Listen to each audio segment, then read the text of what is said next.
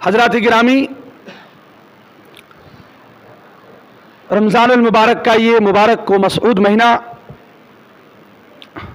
اب یہ تیسرا عشرہ چل رہا ہے۔ تیسرا عشرہ جہنم سے آزادی کا ہے۔ اس سے پہلے رحمت کا عشرہ گزرا، پھر اس کے بعد مغفرت کا عشرہ گزر گیا۔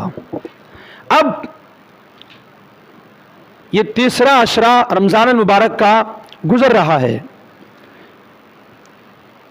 بڑے ہی خوش نصیب لوگ، وہ بڑے ہی خوش قسمت انسان ہیں جو اس ماہ مبارک کا ادب و احترام کرتے ہیں، جو اس ماہ مبارک کے روزوں کی حفاظت کرتے ہیں، جو اس ماہ مبارک میں زیادہ سے زیادہ عبادتیں کر کے، زیادہ سے زیادہ نیکیاں کر کے، اللہ کے حضور حاضر ہو کر سجدے کر کے، اس کی بارگاہ میں آ کر رو کر گڑ گڑا کر اپنے گناہوں کی معافی مانگ کر، اپنے گناہوں کی معافی اللہ سے مانگتے ہیں اور اپنے گناہوں کی مغفرت، اپنے گناہوں کی بخشش چاہتے ہیں، وہ انسان بڑے ہی کامیاب ہیں۔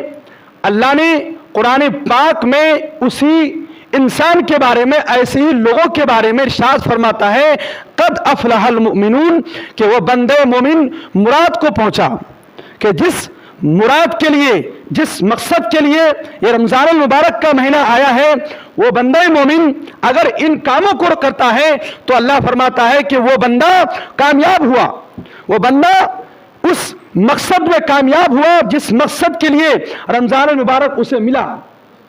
تو رمضان المبارک ہمیں ملا، اب یہ رمضان المبارک کا مہینہ جانے کو تیار ہے، تو وہ ہمیں دیکھیں کیا ہم نے رمضان المبارک کا صحیح سے ادب کیا نہیں کیا، اس کا احترام کر پائے نہیں کر پائے۔ اب جانے کو تیار ہے۔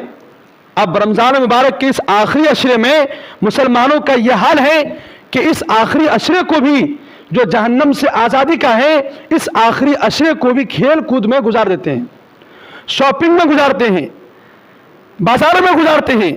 ارے میں کہتا ہوں اور مہینوں میں آپ رمضان المبارک کے علاوہ مہینوں میں آپ شاپنگ کریں، بازاروں میں جائیں اور کھیل کود میں ٹائم گزاریں، لیکن اس آخری عشرے کو یہ سوچ کر کہ اب رمضان المبارک کا مہینہ ہم سے جانے کو تیار ہے، ہم سے رخصت ہونے کو تیار ہے، یا اللہ ہم نے تیرے مہمان کی ہم نے صحیح سے اس کا ادب نہیں کر پایا، اس کا احترام نہیں کر پایا، میرے پروردگار جتنا مجھ سے ادب ہو سکا، جتنا مجھ سے احترام ہو سکا، یا اللہ اس ماہ مبارک میں جو ہم نے عبادتیں کی ہے، ہم نے جو سجدے کیے ہیں، پروردگار عالم ہماری ٹوٹی پھوٹی عبادت کو اپنی بارگاہ میں قبول فرما۔ یہ کب ہوگا؟ بازاروں میں گھوم کے نہیں، اس ماہ مبارک میں جو آخری عشرہ ہے، اس لیے اعتکاف کا حکم دیا۔ اعتکاف بھی ایک پرانی عبادت ہے، تاکہ میرا بندہ میری بارگاہ میں آ کر، مسجد میں آ کر وہ روئیں گر گرائیں اور اپنے کاروبار کو چھوڑیں، دنیاوی معاملات کو چھوڑیں، اہل و عیال کو چھوڑیں، دنیاوی کاروبار کو چھوڑ کر مسجد میں آ کر اللہ کو یاد کریں، اپنے گناہوں کو یاد کر کے نادم و پشیماں ہو کر اپنے گناہوں کی معافی مانگیں اور توبہ کریں۔ پھر اللہ فرماتا ہے کہ میرا بندہ میں تواب ہوں، جب تم میری بارگاہ میں آ کر توبہ کرو گے تو میری یہ شان نہیں، میری یہ رحمت کو گوارا نہیں کہ میرا بندہ میری بارگاہ میں آ کر توبہ کرے پھر میں اس کی توبہ قبول نہ کروں، نہیں، بلکہ اللہ فرماتا ہے میں تواب ہوں، میں تمہاری توبہ کو قبول کر کے، تمہارے گناہوں کو معاف کر کے، تمہارے گناہوں کو نیکیوں میں بدل دوں گا اور پھر تم کو جنت میں داخل کر دوں گا۔ یہ ہے رب کریم ہے، اتنا رحمان ہے، وہ بندوں کو بار بار پکار کر بلاتا ہے، میرے بندہ میری بارگاہ میں آ، میری بارگاہ میں آ کر رو گر گراؤ۔ ایک ماں جب بچہ روتا ہے، ماں اگرچہ نماز میں ہو لیکن ماں نماز توڑ کر اس بچے کو گود میں لیتی ہے، کیوں؟ تاکہ میرا بچہ خاموش ہو جائے، میرے بچے کو سکون و اطمینان آ جائے۔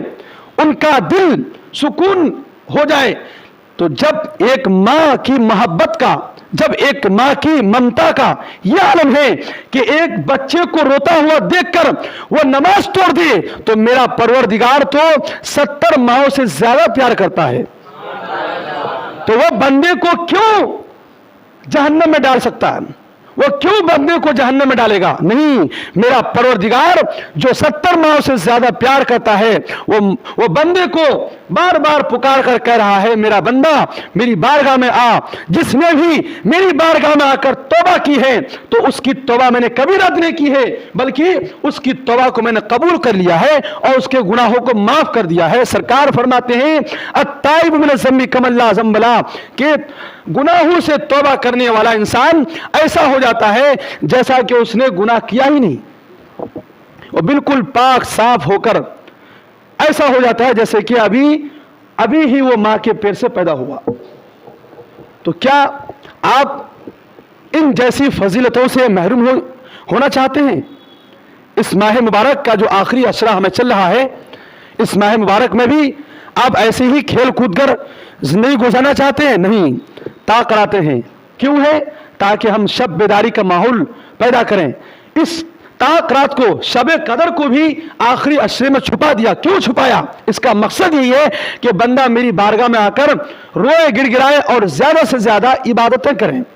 اگر وہ گھڑی جس کو نصیب ہو گئی تو پھر اس بندے کی قسمت کی معراج ہو جائے گی اور اس بندے کے دنیاوی زندگی اور اخروی زندگی دونوں کامیاب ہوتی ہوئی نظر آئے گی.